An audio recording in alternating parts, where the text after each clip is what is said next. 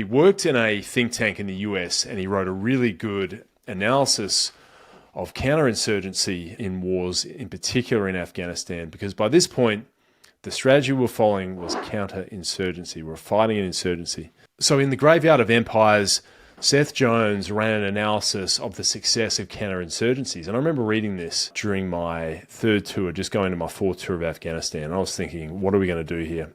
The success rate of counterinsurgencies historically was about 30%. I think he'd analysed some 16 counterinsurgencies that had been run since World War II. What was interesting is he identified 3 success factors that you needed for an insurgency to actually work. One was a functioning and legitimate government. The second one was the country needed a functioning and legitimate police and defense force. So they needed to be able to control their own security.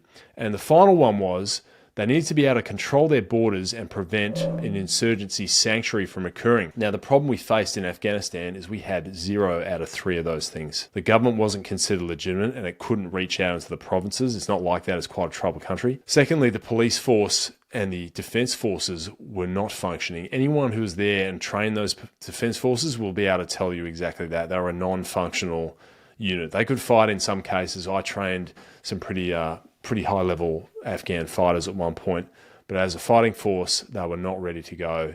And I don't think anyone was surprised when they collapsed in the face of the Taliban many years later. And the final point was sanctuary.